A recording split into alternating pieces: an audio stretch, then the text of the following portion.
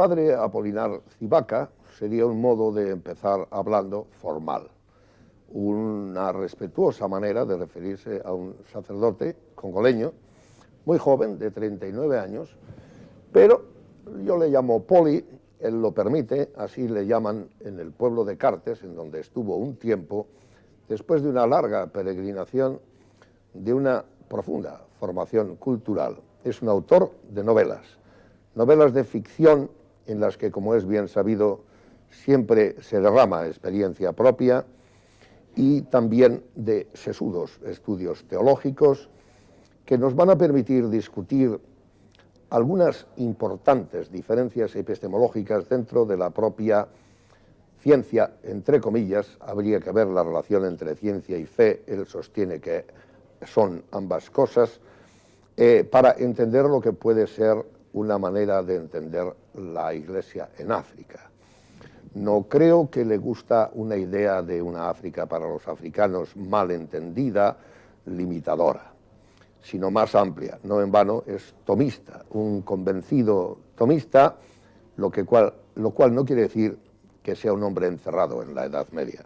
Todo lo contrario, es un hombre de acción, trabaja con sus manos, pero es antes, creo yo, un hombre de reflexión, con formación europea, con sangre africana. Su primera profesora, su maestra, fue su madre, que es una mujer joven, de 50 y pocos años, y su padre, que ha estado 2 veces en la cárcel en la etapa de Mobutu.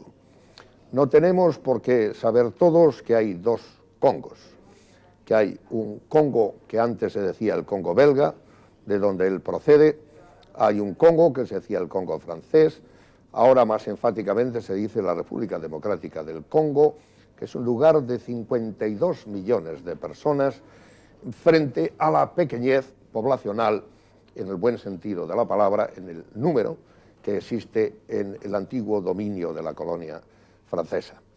De todo esto vamos a hablar. Recientemente ha muerto un gran periodista europeo, el polaco Kapuczynski, que amaba profundamente a África y la conocía perdiéndose entre sus gentes, dejándose robar, creyendo con fe en el hombre en que aquello no iban a ser violencias peligrosas como no lo fueran. Eso le ha permitido dejar imperecederos testimonios de un periodismo que no era fugaz y que se enreda con el concepto permanente de la literatura y de los testimonios oportunos sistemáticos. De todo esto vamos a hablar con Poli. Poli, gracias por estar aquí. ¿Por qué no empezar por tu obra, la obra escrita, quiero decir? ¿En qué se diferencian tus novelas de ficción, donde creo que una de las más conocidas era El cura negro, y tus trabajos más universitarios, por cierto, iniciados en Pamplona, ya nos dirás por qué, nada que ver con el Opus, el distante respeto que corresponda, y al propio tiempo que establezcas un poco tu manera de expresarte en uno y otro género, si los puedo llamar así? Bueno, escribir para mí es algo que me seduce mucho desde muy pequeño, y tengo escritos no publicados, y los que me he atrevido a publicar, ayudado por los amigos que me animaban, he publicado novelas, pero también ensayos de teología. Entre los 2 géneros de escritura, sinceramente, hay una diferencia natural, hay una diferencia material, pero intento comunicar las mismas convicciones. Mi última novela, Un cura negro, en francés, Un curé noir, es una novela en la que expreso mi punto de vista, mi experiencia como sacerdote que ha vivido en África y que ha vivido un poquito en Europa, en unas parroquias de Santander. Pero bueno, todo es ficción, a base de ficción, transmito mis convicciones. Y en las obras de teología, los escritos de teología, es la misma preocupación, un poquito la reflexión sobre la iglesia en África, pero una iglesia abierta al mundo, abierta, bueno, desde mi propia experiencia, abierta al catolicismo mundial, si puedo expresarme así. Así que entre mis novelas y mis ensayos hay una diferencia de género, pero la temática es la misma, las mismas preocupaciones, preguntas sobre la Iglesia en África. Te doctoras después de hacer filosofía en Navarra y tienes una formación muy occidentalizada. Tu abuelo no fue a la escuela en la manera en que ya fue tu padre, que a pesar de esa formación pasa por la cárcel, lo cual aquí a veces constituye grandes motivos de alarde y aquí en nuestra conversación salió casi de refilón. Tú no has tenido persecuciones, algún problemilla más serio de lo que parece sí, que no vamos a mencionar, pero a mí me gustaría que hagas 3 clasificaciones. Comprendo que es muy difícil y que podrían ser enormes, por eso digo a grandes rasgos. Hay muchas Áfricas, se hablaba, hay un autor camerunés, no recuerdo el nombre, Sí, Achille Mbembe, que habla de los conflictos y de las diferencias de unas y otras. Habla de las Áfricas de las ciudades y del África rural y de las diferencias tribales que son tan mal entendidas. En Kapuscinski, que no me ha dado tiempo a repasar, nunca me da tiempo a nada, he leído que fue bueno respetar la división colonial de los estados para no volver a más lío a pesar del que existe entre las tribus. Esa sería una clasificación, ciudades y rural. Otra puede ser la de las tribus mismas, empezando por tu país, porque si no, no acabaríamos.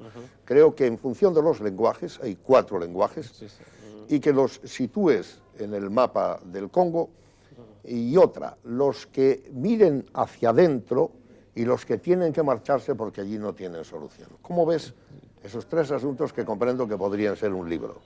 Bueno, vamos a ser sintético porque no tenemos todo el tiempo, todo el día. Bueno, hablar de África, como lo has subrayado tú mismo, hay que evitar un lenguaje simplificador. Hay muchas Áfricas y la historia de África es una historia dinámica, como la historia de la sociedad europea, americana, todas las sociedades. Entonces, no podemos hablar de una África que tendría una alma eterna, que no se mueve, no, hay muchas Áfricas.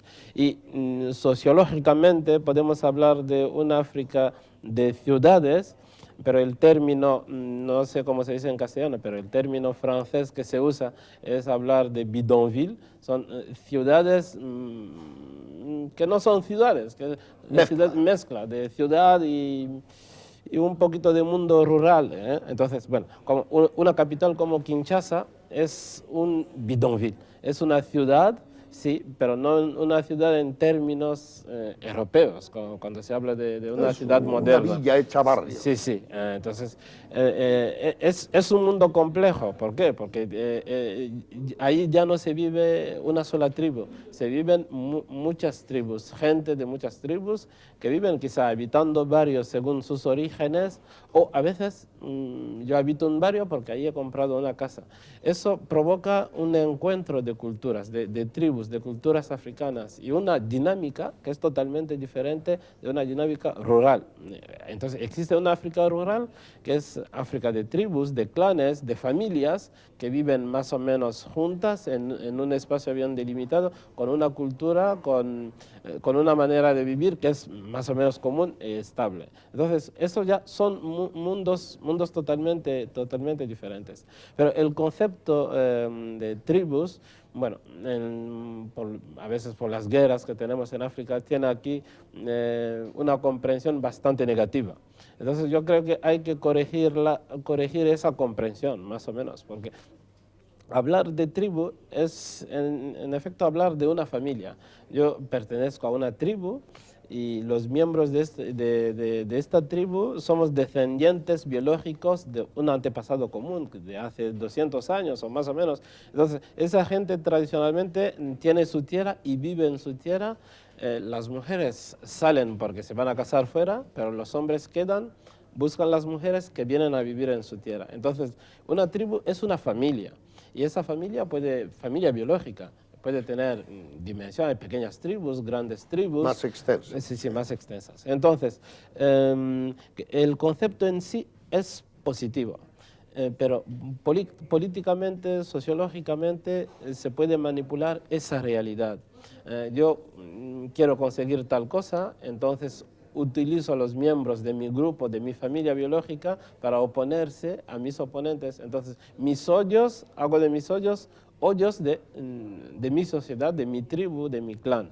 Entonces hay que más o menos matizar un poquito el sentido. Seguro que, bueno, con lo de Ruanda, con Tutsi, Hutu, da una imagen totalmente negativa de la tribu. Trasciende solamente la violencia de las más enfrentadas. Pero la tribu, primero, es una vida de familia. Es decir, Claro. yo vivo en mi tribu, es decir, vivo con mis primos, conozco a todos mis primos, a todos mis tíos, tíos, bueno, hasta quinto, Claro. sexto grado, no sé, pero bueno, con toda esta gente tengo una relación. Entonces, hay una dimensión positiva que no hay que olvidar, es una realidad social, tenemos esa sensibilidad cultural al parentesco biológico, pero luego el uso que se puede hacer de esa realidad, eso ya depende de los más fuertes que manejan más o menos la vida común. El 85% en tu país, en la República Democrática del Congo, son cristianos. De esos, como el 50%, algo más, son católicos. Sí. Parece que ahora evangelistas de origen americano tienen fuerza y tienen más medios. No sé si se corresponden los 4 lenguajes que existen en el Congo, entre los que está el más hablado de África, el Swahili, Sí. con algunas distribuciones religiosas, creo que no, y sobre todo si estas no añaden conflicto en vez de quitarlo. Bueno, en sí el problema de las lenguas, bueno, tenemos aparte del francés que vino con los belgas, tenemos en el Congo más de 400 tribus y hay, no sé, 200 lenguas y dialectos, pero las principales lenguas son 4, el Chiluba, el Lingala y el Swahili, que es el más hablado en África, la lengua autóctona más hablada, y luego el Lingala, y entonces... El pero Kitango, ¿no? el Kikongo. Kikongo. Entonces, estas lenguas en sí no son factores de tensiones. Por ejemplo, yo hablo 3 de las 4. Entonces, se aprende por la calle, no he ido a la escuela. No, Francés, español, latín. Vale, bueno, pero viviendo con gente de otras tribus, aprendo su lengua sin problema. Ahora, el problema religioso tiene otro sentido. Es decir, bueno, los católicos todavía forman la mayoría los cristianos, pero la práctica de la religión no es una práctica, se puede decir, pacífica. Sobre todo con las nuevas iglesias, los nuevos movimientos que vienen de los Estados Unidos. Pero ellos no se llevan muy bien, me parece. Tampoco entre ellos se llevan muy bien. Es decir, tienes grupos fuertes que tienen medios de comunicaciones bastante potentes, radios, televisiones y también medios económicos. Y muchas veces la radio, la televisión sirve para atacar al otro, al que es diferente en la práctica religiosa. Pero más allá de eso, es un negocio. Primero es un negocio económico, que es muy rentable económicamente. ¿Por qué? Porque se prometen milagros a la gente. Si estás enfermo, si vas a Kinshasa, te invito a visitar Kinshasa. Muchas gracias, Poli. Encontrarás carteles anunciando que viernes vendrá un pastor, no sé, americano, que va a curar a todos que tienen SIDA o no sé qué enfermedades. Entonces, ¿qué? Va a llenar el estadio de fútbol de 80.000, 100.000 personas y hace oraciones y ahí pasarán cepillos para echar el dinero y es un buen negocio. Entonces hay gente que promete milagros. Para contar, bueno, hace 2 años un pastor vino que él le rezaba para que la gente tuviera una oración especial, la que iban a sacar 2.000 visados para salir del Congo. ¿Por qué? Porque hay una fiebre para marcharse. Entonces, ¿qué? Llena el estadio, se forra de dinero y luego se marcha. Entonces, es un negocio económico muy importante. Eso se entiende con la miseria que tenemos, la gente no tiene esperanza, la gente busca soluciones, si puedo decir, mágicas, y la religión se presta. Sí, Pero hay que decir que eso no es un fenómeno africano, eso pasa en la televisión norteamericana, y entonces le golpean a uno sobre la cabeza y parece que se desmaya. De todas maneras, ¿qué pasa allí cuando luego no hay milagro? Pero la esperanza, es decir, la gente sigue esperando, enganchado. Yo hoy no me ha tocado, pero a ver si me toca la próxima vez. ¿Y por qué, ¿y por qué la gente se invierte en eso? Porque no tiene otra salida. Es decir, estamos en una situación en la cual para la mayoría de la gente la salida es milagro. Yo me acuerdo que cuando las últimas elecciones en el Congo llamé a una señora y que me dijo que esta vez hemos rezado tanto que Dios nos dará el mejor presidente de la República. Esperaban a un candidato que no ha salido.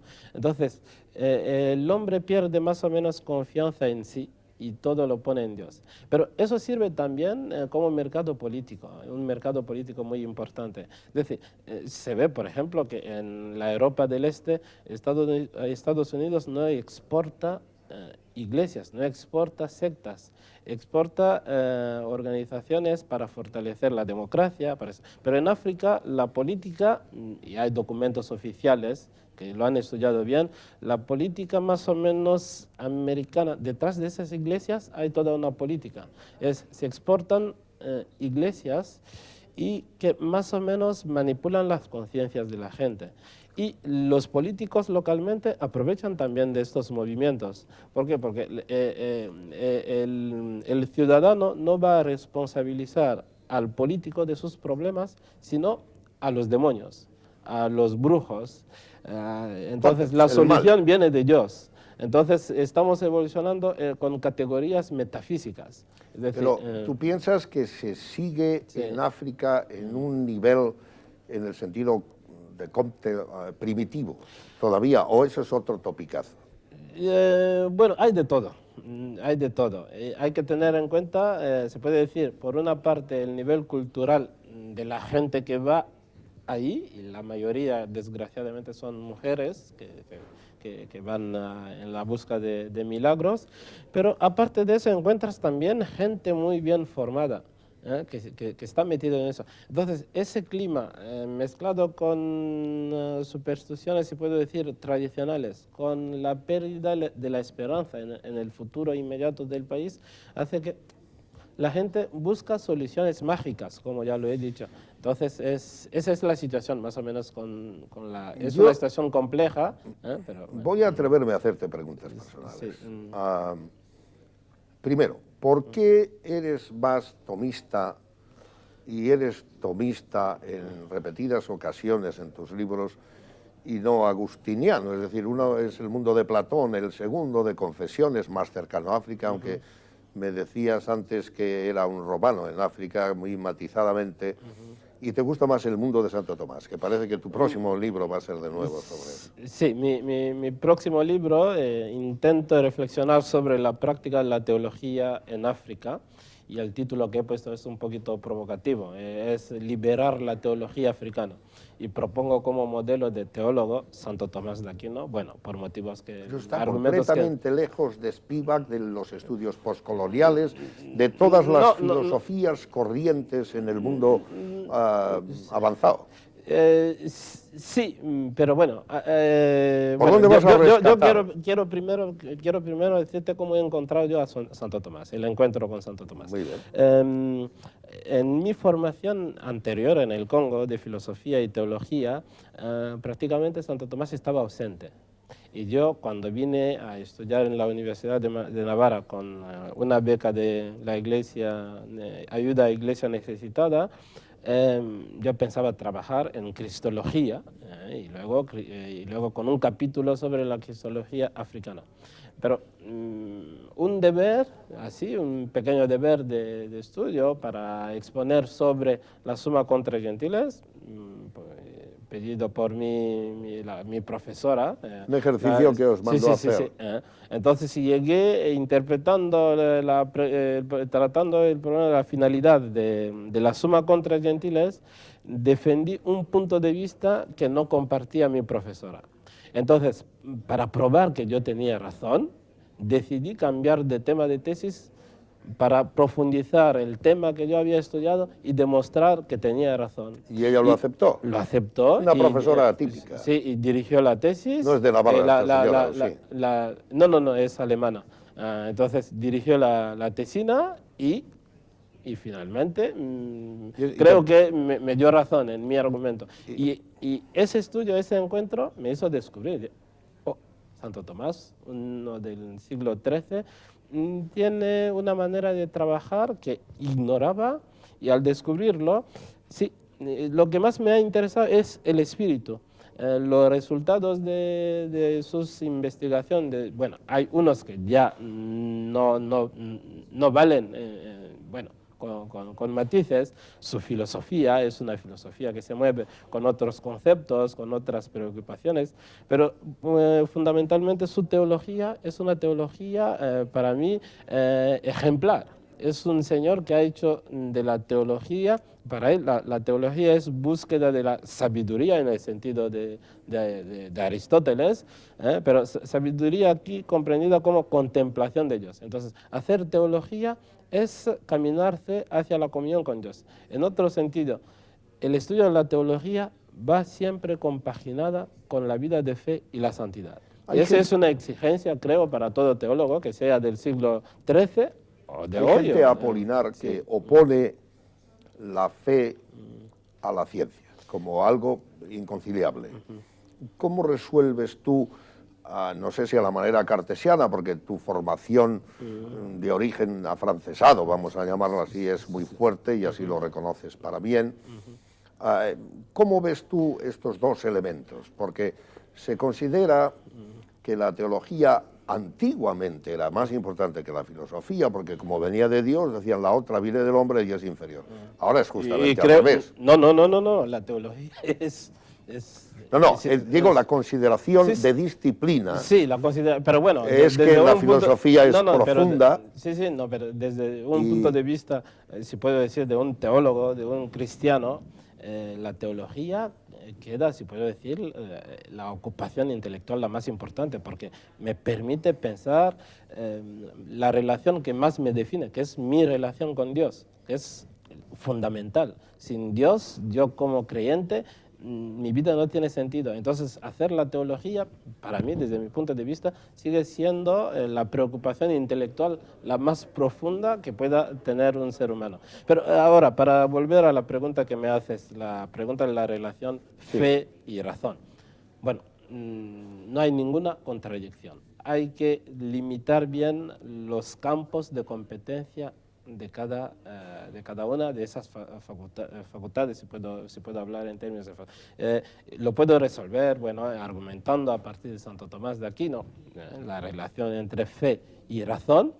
¿Qué es la fe? ¿Qué es la teología? Como se define en términos clásicos de la teología. ¿Qué es la teología? Es fides quaerens intellectum. Es la fe en busca de la inteligencia, la fe que busca comprenderse. En ese sentido, la fe nunca rechaza la razón. La fe es, en el libro que voy a publicar, lo explico bien, la fe está enamorada de la razón. ¿Por qué? Porque la razón la ayuda a mantenerse en los límites de la revelación, comprender bien la revelación, profundizarla, porque somos seres humanos. Del mismo modo, la razón necesita de la fe, porque la luz de la fe permite a la razón abrirse a realidades que el hombre no puede alcanzar por sus facultades naturales. Bueno, te voy a sacar del nivel teórico de este carácter porque nos llevaría muy lejos para hablar de cosas prácticas. Y políticas. Mobutu estuvo más de 30 años 32. En tu país. Creo que un hijo suyo hoy es otra vez ministro de Kabila. Sí. Un senador actual que era vicepresidente antes, ha querido tener una guardia personal de más de 1000 personas, si no recuerdo mal del periódico, Jean-Pierre Bemba, y logra ser desarmado. Hay unos líos espantosos en el Congo. Si vamos atrás, el Congo entero, y es triste decirlo, no me ha dado tiempo a releer un artículo que encontré para ver si lo leía antes de verte a ti, que es magnífico, pero presenta aquí nada menos que al monarca, titulado Monarca Negrero. Esto es en una revista de divulgación que se llama Muy Historia, del cual todo el Congo era su finca. Sí, era una finca privada. Es Leopoldo II de Bélgica. Sí, sí, sí, sí. Yo no creo que ningún español, y con esto no reivindico nada, ha tenido un país entero como finca. Es una cosa como excesiva. Pero además, creo que decía, o me traen tanto hoy de tal cosa, o le corto un brazo. Sí, sí, sí, sí. Este no era un señor suave. No quiero leer lo que dice aquí, pero dice, el rey de Bélgica convirtió el Congo en su finca privada, sometió a sus habitantes a una explotación inhumana, perpetró un genocidio que acabó con la vida de 5 millones de congoleños. Sí. Bueno, en 1885, en la conferencia de Berlín, las potencias europeas se reparten África entera, un continente a gusto de una merienda de blancos. Sí. Te diría yo, con un poco de humor quizá inadecuado. Sí. Y sin embargo, tú no tienes resentimiento, sí tienes unos residuos de dolor, quizá porque el concepto de joie de vivre, la alegría de vivir, no es tan francés como africano. ¿Qué tienes de occidental? Y volvemos a hablar de política y historia. Sí. ¿Y qué tienes, además del color de negro de África, orgulloso de tu propia estirpe? ¿Y qué tienes de africano? Porque vemos que no te gusta eso de que se encierren y que haya una especie de teología de la liberación a la africana, sino que haya unos movimientos que no entiendo muy bien de ida y vuelta.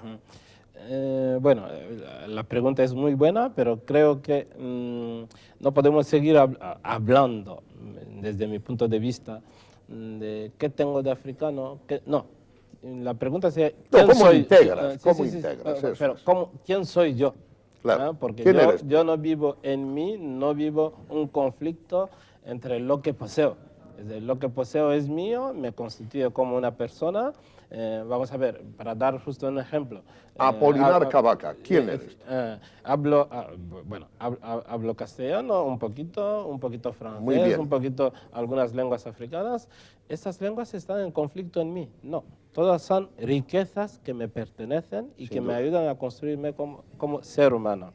Entonces, en mi educación, yo he vivido en una sociedad africana, con padres africanos, pero ya no africanos tradicionales. Porque 7 hermanos. Sí, porque han ido a la escuela. Mi madre ha sido mi maestra y luego mi directora de escuela primaria. Mi padre da clase conmigo en el seminario mayor, y en otros institutos superiores da clase conmigo. Entonces, tengo una educación, y luego mi educación escolar es totalmente la que se da en una escuela occidental. Aquí. Entonces, todo eso hace de mí un ser más completo, en cierta manera. Sí. Entonces, con las posibilidades que me han sido ofrecidas, me he considerado como ser humano. Entonces, distinguir en mí qué es lo africano, qué es lo europeo que está en mí, no. ¿Quién soy?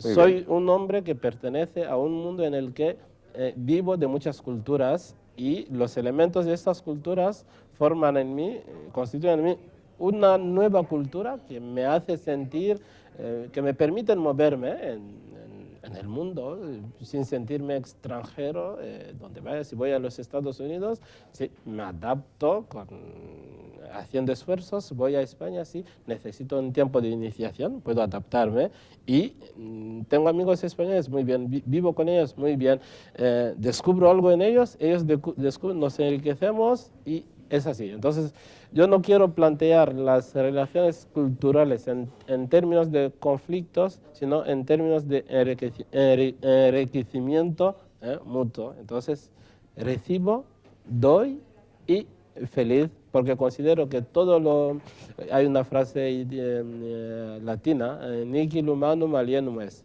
Nada de lo que es humano me es extranjero. Exactamente. Entonces, yo considero que si el chino descubre la tinta para escribir, ¿sí? Esa tinta me pertenece porque es una tinta hecha por un ser humano. Si, no sé, el americano fabrica no sé qué que me hace feliz, muy bien. Yo me reconozco en los seres humanos.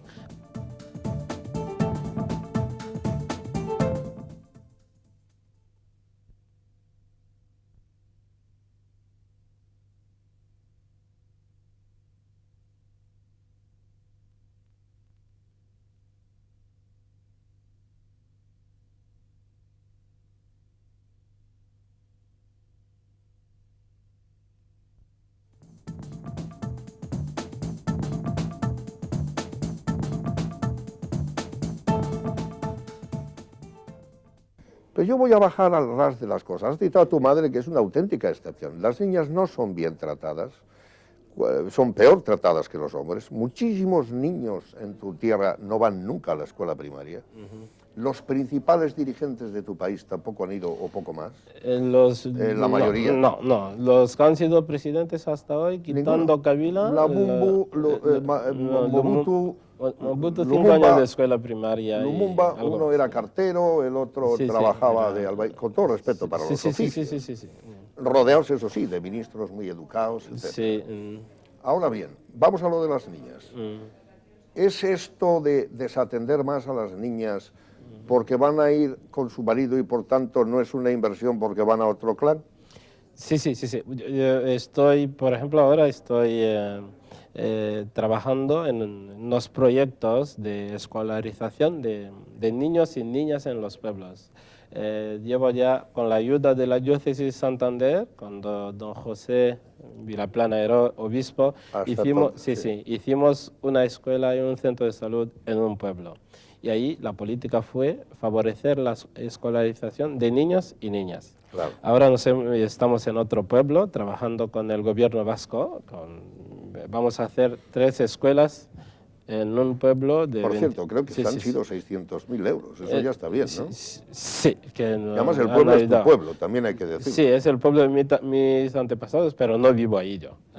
No vivo ahí. No, pero bueno. Y luego, un ayuntamiento de Burgos, del Valle de Mena, ha financiado también la construcción de otra escuela. Es decir, yo voy ahora en esto desde 2001, estoy contribuyendo, a partir de las relaciones que he tenido en España, en hacer 5 escuelas. Sí.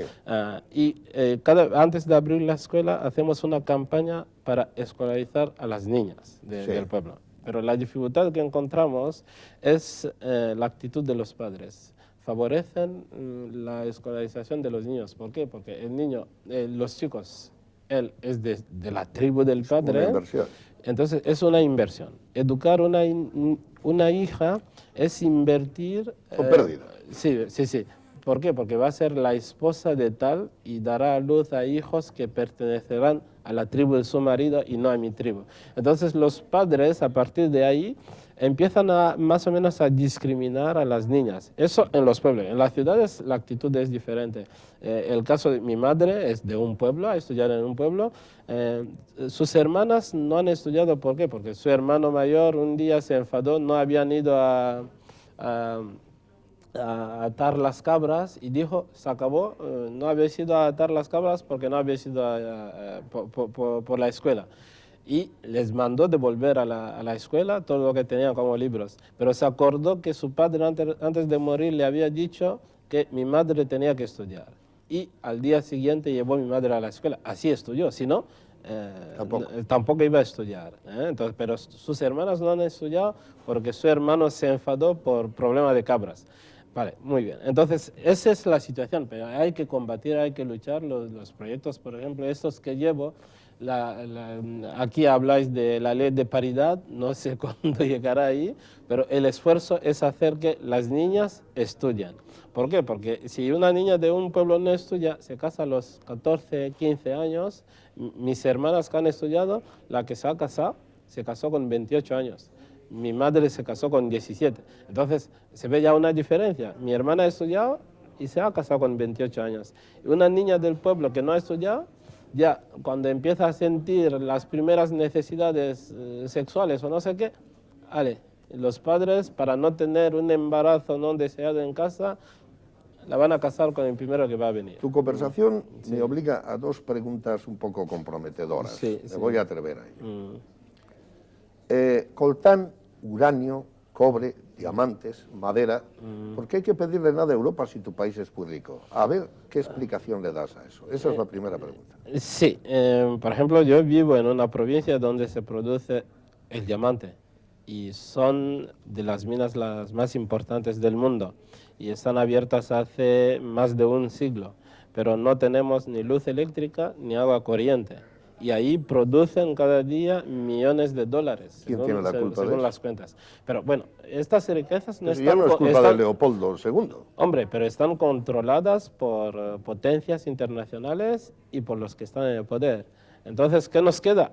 Bueno, quizá buscar inversiones. Entonces, aquí es una inversión de la solidaridad. Es decir, a mí cuando el gobierno vasco o un ayuntamiento de aquí me ayuda, o una iglesia católica me ayuda a hacer una escuela, quizá damos futuro a esta gente. ¿Por qué? Porque los responsables que están ahí no hacen lo que tienen que hacer. Entonces, no vamos a decir, no vamos fuera a pedir ayuda, esperamos que la cosa cambie aquí. Sí, esperaremos, llevamos la independencia, ya son 47 años. Fíjate, sin esa inversión, cuando yo voy a un pueblo, encuentro a 1000 niños que estudian y digo, hace 5 años en ese pueblo nadie estudiaba, ahora cada año se escolariza a 1000 niños. Es una inversión, pero la solución no está en venir a buscar. Esas son soluciones, si puedo decir, de parches. Tenemos que encontrar solución a los problemas que tenemos. Pero para cambiar África, África no se cambiará desde fuera, África se cambiará desde dentro, ahí, nosotros mismos. Pero ¿cómo se puede cambiar desde dentro si la gente valiosa que está dentro se marcha, como sí, tu compatriota Bodimbe, que está sí, de profesor en Estados Unidos? Sí. ¿Es tan desesperante la situación que no puede retenerles un patriotismo de retorno, de ayuda a su propia gente? Comprendo que es un poco ofensiva la pregunta. No, la situación es bastante caótica. La situación es bastante caótica, la inseguridad y eso. Vamos a ver, yo quiero poner una comparación. Hasta 1960, la gente venía de Sudáfrica a los hospitales al Congo. Ahora somos nosotros del Congo que vamos a los hospitales de Sudáfrica. Es decir, en estos 47 años, en lugar de crecer, cuando el Congo cogió la independencia, la renta per cápita era igual que la de Canadá en 1960. Ahora nuestra renta per cápita es de 160 y algo dólares al año por habitante. Es decir, nuestra situación va empeorándose cada día. Y aparentemente, por lo menos en los últimos años, no se ve solución. ¿Y qué les queda a la gente? Marcharse, ir a buscar el paraíso fuera. Pero creo sinceramente que es un error. Es un error, porque bueno, el que va quizás se salva él solo, pero la situación sigue igual. Ahí las cosas se están empeorando. Entonces, en lugar de marcharse, en lugar de huir, la mejor solución es quedarse y luchar desde dentro, no esperar que la cosa cambie, entonces yo vuelvo. No, yo creo que la inmigración no es la solución a los problemas de África. La inmigración en lugar de solucionar quizá con el inmigrante que está aquí, un poco. Sí, alivia, ayuda quizá a su familia, pero no se solucionan los problemas estructurales que están destruyendo el Congo. Yo viajo a menudo vengo a España 2, 3 veces al año por los programas de desarrollo. Cuando vienes aquí, sinceramente, bueno, cuando vienes aquí, te das cuenta que los lugares que veías sucios en España te parecen más limpios. ¿Por qué? Porque vienes de un sitio donde no tienes un gobierno que se ocupa de la limpieza de las calles, de los lugares públicos, ni nada. Entonces, esa situación, ¿quién la va a cambiar? Dios no va a bajar del cielo para hacerlo. Somos nosotros que hemos de cambiar nuestro... Hay que ayudar. Sí. Pero no podemos hacerlo, si puedo decir, encerrados. No, con la ayuda externa, es ese apoyo. Por ejemplo, escolarizar a los niños es tener esperanza de que dentro de 10, 15 años tendremos gente formada que puede tomar riendas de las situaciones locales, no ser presidente de la República, pero en mi pequeño pueblo podemos tomar iniciativas para luchar contra el hambre, para mejorar la situación. Sí. Querido Apolinar, Sí. y en términos históricos, como la pregunta requeriría mucho tiempo, pero Sí. unas pinceladas. Sí. Si vamos a Leopoldo II, vemos cómo actúa Mobutu, vemos cómo el actual presidente y otros 4, distribuyéndose el poder en conjuntos de clanes, golpean a Mobutu, que muere, me parece que con un problema de próstata en Marruecos, donde, si no me equivoco, está enterrado. Y después a Kabila, que retoma como ministro a un hijo de Mobutu. Realmente, ¿cuál ha sido el momento menos malo?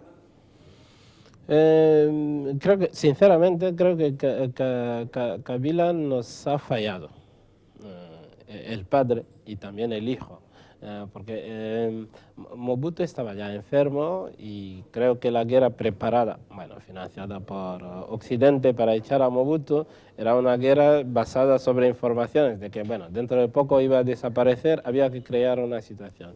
Llegó Kabila padre, al que todo el mundo recibió con mucha alegría, con esperanza, pero ya pasamos de una dictadura a otra, ¿eh? Pero una dictadura esta vez débil, porque la de Mobutu, por lo menos el Congo, tenía un cierto prestigio internacional. Cuando Mobutu estaba, los países vecinos no podían ocupar el Congo. Hoy, con los cambios que ha habido, hemos perdido ese peso de un país importante en África. Y la última guerra en el Congo es una guerra de ocupación por Ruanda, por Burundi, por Uganda, los pequeños países que nunca podían haberlo intentado en los tiempos de Mobutu. Es decir, ha sido una dictadura que ha vendido el país porque tienes, las minas están repartidas, hay países que explotan tal provincia para pagarse por... ¿Y cómo enjuicias, porque no es bien conocida, la figura de Lumumba? Como tenía el nombre de una universidad en la antigua ex Unión Soviética, siempre se le ha visto como un hombre a la izquierda y quizás no lo es tanto. En la disparidad de belgas y la actuación de los americanos, de quienes yo no suelo hablar demasiado críticamente, excepto cuando, como aquí, puede corresponder, pienso que deseó la ayuda norteamericana y al no recibirla se puso un poco en brazos de Moscú. No sé si es así, pero ¿cómo enjuicias tú lo que hay antes que Lumumba, después que Lumumba y su propia figura? Sí, bueno, a ver, Lumumba, bueno, murió trágicamente un 17 de junio, de enero asesinado, y nunca se ha encontrado su cuerpo. Según los estudios, su cuerpo fue tirado en un barril de ácido y desapareció. Pero bueno, entonces, toda esa muerte, los discursos que hizo, han creado una mitología en torno al personaje. Pero y en el Congo, cuando llegas a Kinshasa, vas a encontrarte con un monumento grande de Lumumba presentado como héroe de la nación. Muy bien, pero yo creo que hay que matizar un poquito las cosas, conocer bien la persona. ¿Lumumba tenía capacidad para dirigir el Congo? Personalmente no lo creo. ¿Por qué? Porque no tenía estudios. Tenía 5 años de escuela primaria y luego era un cartero. Bueno, yo respeto mucho los carteros. Sí, es un trabajo noble, pero bueno, 5 años de escuela primaria, gestionar un país que es 5 veces España, de dimensión. 4 Francia. Sí, y sin ninguna experiencia política previa, y además salía de la cárcel por haber robado no sé qué. Bueno, entonces es esa persona que de repente se encuentra al mando del país como primer ministro en un régimen liberal. ¿Tiene convicciones políticas? Sí. Sus convicciones, yo creo que, como todos los padres de la independencia africana, las convicciones eran el odio común hacia lo europeo, que era un odio, si puedo decir, legítimo por necesidad de independencia. Vale, muy bien. Pero más allá de ese odio, ¿había algún programa político? No lo creo, no lo creo. Y había una cierta ideología izquierda, derecha, no. Con la formación que tenía, no se puede decir que Lumumba era marxista. Un niño que sale de la escuela primaria no sabe leer El Capital de Marx para ser discípulo de Marx. Entonces, Lumumba, su problema fue un problema estratégico. Necesitó la ayuda de los Estados Unidos para frenar la secesión que había del Katanga, el famoso Katanga con Tshombe. Estos dijeron que no. ¿Por qué? Porque los belgas estaban detrás de eso, y cogió su avión de los Estados Unidos a Rusia a pedir la ayuda. Y estos aceptaron ayudarle, pero era ya tarde porque hubo un golpe de Estado y se le metieron en la cárcel y le mataron. Pero su grupo siguió teniendo esa ayuda. El Che Guevara, por ejemplo, se fue al Congo y coincidió con Kabila Padre en la guerrilla, pero luego se marchó porque consideraba que el Kabila Padre era un vividor que no entendía nada de la revolución y se marchó del Congo. Entonces, esa es más o menos la situación. Entonces, no podemos hacer de Lumumba uno de la izquierda, no, porque no tenía, creo yo, preparación para hacerlo. Pero el gran drama del Congo, yo leo ahora, he leído hace poco un plan, hecho por un profesor belga, un cierto Bilsen, que en 1955 propuso que el Congo cogiera su independencia 30 años después, es decir, en 1985. Pero los políticos de entonces dijeron que ni hablar, y el eslogan era independencia inmediata. Pidieron la independencia inmediata, se la dieron, pero no estaban preparados para gestionarla. Bueno, estoy juzgando a gente que actuaron en una situación concreta, quizá con buena voluntad, pero la buena voluntad no es suficiente. Una cierta preparación, una cierta competencia ayudaría. Has dado unas referencias que te agradezco, que sitúan muy bien todo esto de manera histórica, pero una conversación cuando adquiere un tono semiculto languidece un poco. Y ahora tengo que atreverme a cosas relacionadas contigo. Tú no eres un cura vaticanista estándar occidental. ¿Podría llegar un cura africano como tú a tener novia? Quiero decir que el grado de permisividad, yo hago estas preguntas, de hecho, no creo que la visión de una mujer, o por ejemplo el entendimiento del existencialismo, para un lector como tú, que además antes tomando café me mencionabas a Camus, ahí te dejo las dos preguntas un poco desafiantes para que esto adquiera un poco de tensión mínima. Bueno, hace unos años creo que hubo un debate interesante aquí en España, casi todos los días en la televisión, sobre, no sé, los abusos de los curas en África y eso. Es una de las cosas que yo de abusos no hablaba, pero bien. Sí, una de las cosas que me empujaron a escribir un cura negro. Y el último capítulo justamente trato de esa pregunta. Bueno, con todo lo que se montó, todo lo que se dijo, y yo me acuerdo que casi todos los días había gente que me llamaban, vale, escucha, ahora pon la primera, ahora la Telecinco para escuchar eso. Pero bueno, no vamos a entrar en eso porque yo creo que los problemas afectivos son problemas humanos personales, y son problemas que están en toda la historia de la Iglesia. Ahora, si pides mi punto de vista, mi punto de vista es sencillo. Mi punto de vista es sencillo. Yo creo que quizá la Iglesia ortodoxa, bueno, ahí también hay problema, pero bueno, creo que es una solución más acorde con el Evangelio, que dejen a la gente la libertad de escoger. San Pedro tenía mujer. Sí, el que quiera casarse, que se case, el que quiera ser soltero, que lo sea. Pero eso no quiere decir que no habrá problemas. Pero la opción del celibato no se impone a nadie en la Iglesia Católica. Recibo la formación. Eso fue de Trento, no viene de Jesucristo, en efecto. No, pero bueno, tiene fundamentos bíblicos, no lo hemos inventado. Tiene su sentido, tiene su valor espiritual, pero creo que si se deja a cada uno la libertad de escoger, muy bien.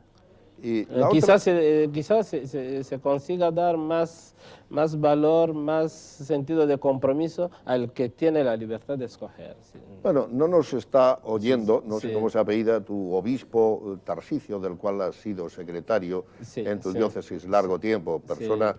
Pero también, ¿cómo se le puede explicar a nuestros televidentes que él es, por conocimientos, por ser un importante teólogo, un funcionario que además preside todas las universidades africanas de habla francesa?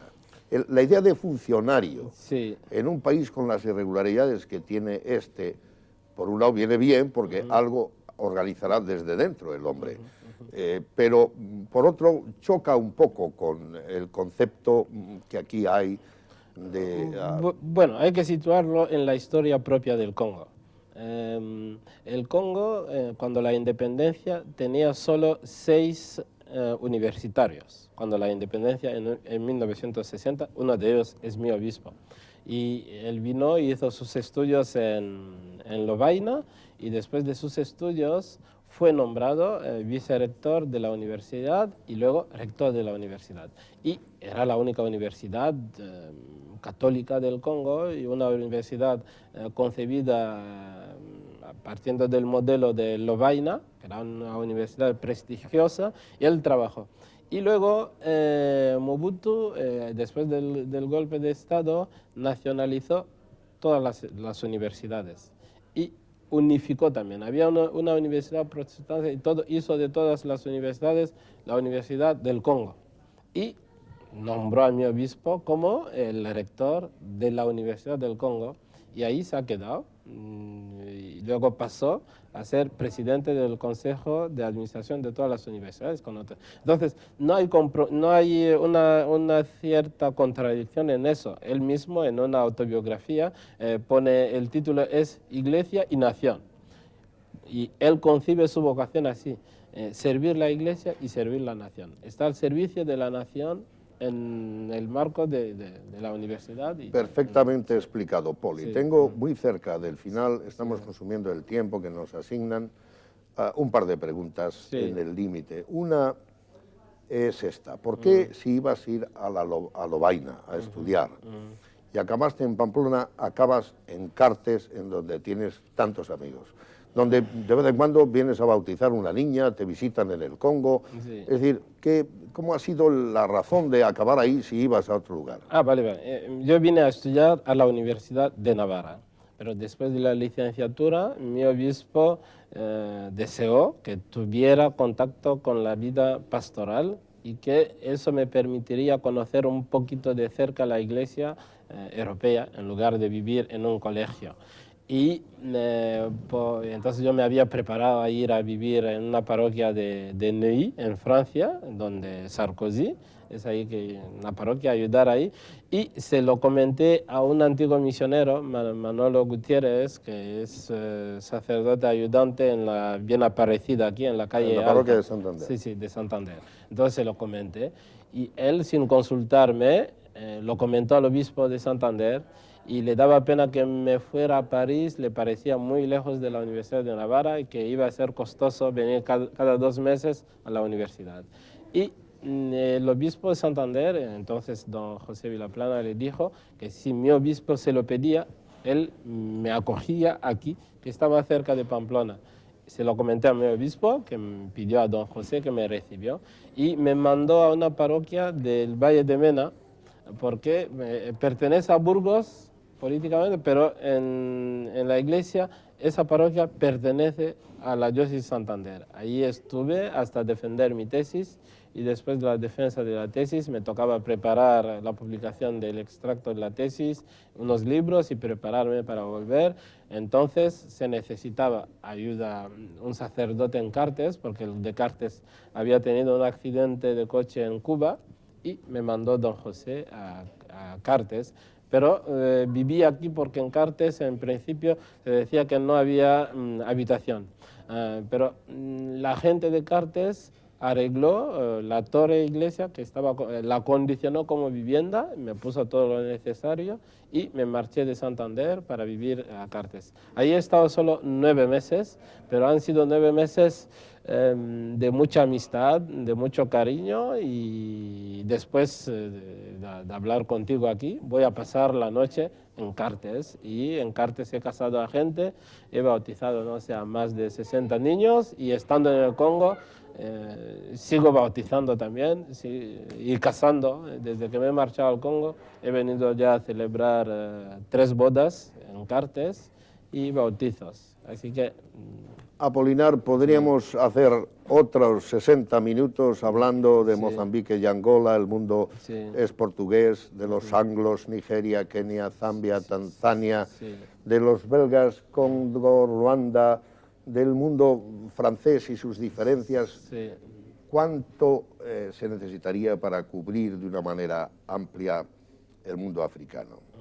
Quiero felicitarte por el español que hablas, por tus libros, por esta alegría de vivir que reflejas mezclada con un modo, no sé de qué manera, no quiero ampliar, entendido a la manera existencial también, y además pasando por Santo Tomás y Aristóteles. Hay en ti un optimismo que agrada en el trato, hay una entrega a otros y ni una pizca de resentimiento, un compromiso con tu país y una simpatía por donde vienes. Creo que sí hay una pregunta final antes de la despedida que deseo hacerte. No todo ha de ser pedirte opiniones sobre tu propio mundo, que ya hemos visto que es un mundo multicultural, multilingüe y mucho más amplio de lo que pueda entender todo aquel que crea que África está encerrada a la distancia que haya de Toriñana hacia el sur.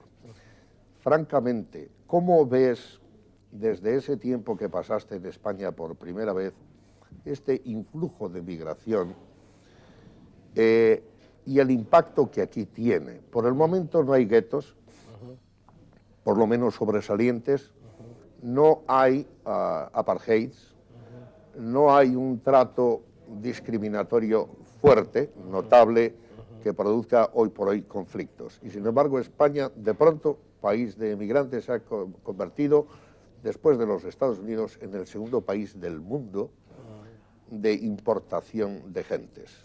Entre ellas, aunque minoría, gentes del Magreb, sobre todo de África. ¿Tú prevés conflictos? ¿Prevés que aquí, no diré a la manera francesa, esto estalle en un momento dado, si sigue viniéndose, y cómo se podrían evitar si los prevés? Yo creo que ya lo he subrayado cuando estuvimos hablando. Creo sinceramente que la solución para los problemas que tenemos en África no es la inmigración. La solución está en poner fin a las causas que hacen que la gente no se sienta a gusto ahí. Y estas causas son primeramente políticas. Que en África tengamos estructuras políticas adaptadas que respeten las libertades, los derechos y los deberes de los seres humanos. Y luego, problemas económicos, materiales, porque nadie se marcha de su casa si come bien, si tiene posibilidad de ir al hospital, si tiene posibilidad de educar a sus hijos. Es que en los años 80, si yo me acuerdo, no había ninguna fiebre de ir a Europa. Cuando nosotros vivíamos ahí, no me pasaba en la idea el venir aquí. ¿Por qué? Porque comía en mi casa, tenía de todo. Pero ahora que la gente come una vez al día o una vez todos los 2 días y luego te enteras que al otro lado del mar se puede comer hasta 5 veces al día y que, bueno, que eso, entonces, ¿qué? Es venir. Pero creo que no es la solución. Es deber de todos, los africanos primero, pero también los de Occidente, ayudar a África a resolver los problemas que tienen, porque estos problemas están provocados por africanos, pero también por los demás, por multinacionales, por políticas y por intereses. Y aquí, bueno, que soy bastante optimista y tengo muy buena experiencia. A mí, por donde he pasado, en Cartes, en Mena, en Pamplona, y tengo en París, tengo europeos que a mí me quieren, que van a África. Ya me he llevado ya más de 10 a visitarme y en mayo hay 4 o 5 que van a ir a visitarme, que me quieren mucho. Pero creo que sinceramente, para que nos respeten aquí, tenemos que tener una casa bien organizada allí. Un japonés que viene aquí, nadie le va a mirar negativamente. ¿Por qué? Porque no, es un señor que está bien en su casa y que viene aquí a pasear o a hacer sus cosas. Pero aquí hay que organizar la inmigración. Y yo he notado en estos 10 años que conozco un poquito España, en 97 cuando vine aquí, cuando veía a un negro por la calle, automáticamente paraba para saludarle. ¿Por qué? Porque no había. Era en una semana si ves a uno, encuentro. sí. ¿De dónde eres? Y tengo amigos que conozco desde entonces. Nos dimos teléfonos y así. ahora ya no, no hace falta pararme. ¿Por qué? Porque, bueno, ahí están. Esto, después de unos años, no soy sociólogo, pero pienso que después de unos años, y a veces por discursos políticos, por problemas internos, eso llegará a provocar tensiones y guetos. Y para evitarlo hace falta voluntad política para empezar a organizar la inmigración ahora. Ahora que todavía no es masiva, hay que organizarla. Y lo mejor sería atajarla para que no haya inmigración, que la gente esté a gusto, porque esta tierra tiene suficiente para que todos vivamos bien. Entonces, un orden mundial justo puede ayudar a solucionar problemas. Pero esos son discursos grandes, son principios. Entonces, es haciendo pequeñas cosas, ayudando y sobre todo haciendo que África tenga estructuras políticas viables. Entonces pondremos fin a esa lacra, porque es un problema, es un problema. Seguro que Europa necesita mano de obra extranjera, pero bueno, ¿hasta qué nivel, hasta qué punto? Eso hay que estudiarlo y organizarlo. El sentido común de un joven sacerdote cocoleño, Apolinar Cibaca, que se afincó brevemente en Santander y retorna a visitar a sus amigos. Más de 40 alumnos tiene en filosofía, más de 90 en teología, y su doctrina, que no es revolucionaria, es sin embargo razonablemente indócil. Pasa por la interculturalidad y por la apertura hacia todas las culturas. Organizarse aquí, organizarse allí, esa es su receta. Gracias, Poli. Gracias.